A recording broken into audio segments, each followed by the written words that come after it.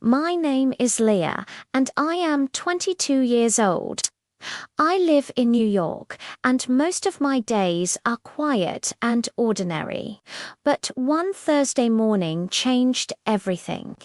It became the strangest and most frightening day I have ever experienced. And it all started with a phone call. I was sitting at my kitchen table, drinking my morning coffee, when my phone rang. It was Maria, my best friend. The moment I answered, I heard her crying. Her voice was shaking, barely holding together. She told me to come to the train station as fast as I could. She said someone was following her and that she was terrified. Before I could ask anything, the call went silent. My heart jumped. Maria is not the kind of person who cries easily. Something had to be seriously wrong. I grabbed my keys and ran to my car without even finishing my coffee. When I arrived at the station, I spotted her immediately. She was standing near the entrance, her face pale, her hands trembling at her sides. She looked like she had seen something that shook her to her core. I ran to her and asked what had happened. She grabbed my arm and pulled me close. She told me a man had been following her all morning. Every time she turned around, he was there, watching her, staying just close enough to be seen. She had tried to call the police, but her phone had died. She said he kept finding her no matter where she went, and she had no idea who he was or what he wanted. I asked her to describe him. She said he was tall and thin, wearing a dark blue jacket and sunglasses with dark hair. Then, before I could respond, she pointed behind me. I turned around slowly. There he was, exactly as she had described. He was standing a short distance away, completely still, his face unreadable behind those dark glasses. The blankness of his expression made him look even more frightening. I told her we needed to move. We walked quickly toward the exit, Maria gripping my hand so tightly it hurt. I told her my car was outside and that we would drive somewhere safe. But as we reached the parking lot and I unlocked the doors, Maria suddenly froze. She whispered that he was behind us. I looked back, and sure enough, the man in the blue jacket was walking in our direction, slow and steady, like he had all the time in the world. We got into the car and I drove away as fast as I safely could. I checked the mirror every few seconds, but I did not see him following us. Maria suggested we go to Riverside Mall, a large, busy shopping center nearby. She felt that being surrounded by people would keep us safe. I agreed. The mall was packed. Families, children, shoppers everywhere. Maria seemed to breathe easier the moment we walked inside. We went to the food court and she asked me to grab some water while she used the bathroom, standing there among the busy tables. And the noise of everyday life, I almost convinced myself everything was fine. But when Maria came back, her face had gone white again. She had seen him near the toy store, watching us. My stomach dropped. How had he found us so fast?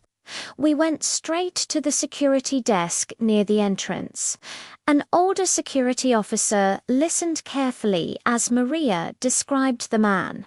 He told us to wait and walked off to search the mall. 10 minutes later, he returned, looking puzzled. He had walked every section of the mall and had not found anyone matching the description. He offered to walk us to our car, which he did, and we drove away without seeing the man again. For a moment, we let ourselves relax. Maybe he had given up. Maybe seeing us go to security had scared him off. We decided to stop at a small coffee shop called Blue Moon Calf, somewhere cozy and calm where we could settle our nerves. We found a table by the window and ordered coffee. Maria thanked me for coming so quickly, and for a little while the conversation felt normal again. Then Maria's expression changed. She went very still and told me, quietly and slowly, not to turn around. He was there, sitting near the door, looking directly at us. That was the moment I decided we had to call the police. This had gone too far. But before I could reach for my phone, something unexpected happened. Maria stood up. She walked straight over to the man's table and sat down across from him. I watched in complete disbelief. She was talking to him calmly, like they knew each other. After a few minutes, they both walked back over to where I was sitting. Maria looked embarrassed. She introduced him as Miller, her ex-boyfriend. I stared at her. I did not know what to say. Miller sat down and removed his sunglasses. Without them, he looked completely different. Not dangerous, just tired and deeply sad. He apologized to me for frightening us.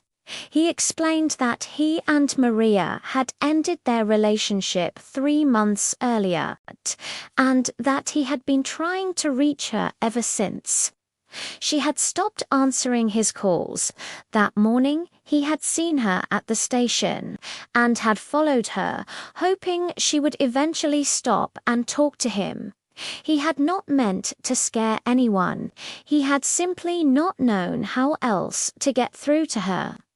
I turned to Maria and asked her directly why she had lied to me. She looked down at the table. She admitted that she had known it was Miller all along. She had called me because she felt frightened and overwhelmed, but also because she had not wanted to face him alone. She knew that if she had told me the truth, I would have encouraged her to just talk to him and sort things out, and she had not been ready for that. I understood her fear, but I also understood that what Miller had done was wrong. I told him clearly that following someone without their permission is not acceptable, no matter how much pain you are in. It does not matter how strong the feelings are. If someone does not want contact, that boundary has to be respected. Love cannot be an excuse for making someone afraid. Miller was quiet for a long time. When he finally spoke, his voice was calm. He said he had not come to cause trouble. He had come to return something. He reached into his pocket and placed a key on the table, a key to Maria's apartment that he had been holding on to since their breakup. He said he was sorry. He said he should have found a better way, and that he would not bother her again. Maria picked up the key.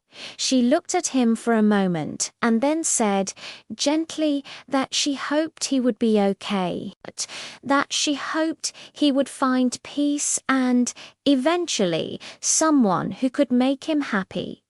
Miller nodded. He said goodbye to both of us and walked out of the cafe without looking back. Maria and I sat in silence for a while after he left. The whole day, the fear, the rushing, the security guard, the racing heart had come down to this: a key, an apology, a goodbye. That should have happened months ago. On the drive home, I thought about everything that had unfolded. It had felt like something out of a thriller, but the reality was quieter and more human than that. It was about two people who had loved each other and were struggling to let go. It was about fear and about the courage it sometimes takes to finally face what you have been running from. Sometimes the things that terrify us the most turn out to be something we already know. And sometimes the bravest thing you can do is simply sit down, look someone in the eye, and say the words that have been left unsaid for far too long.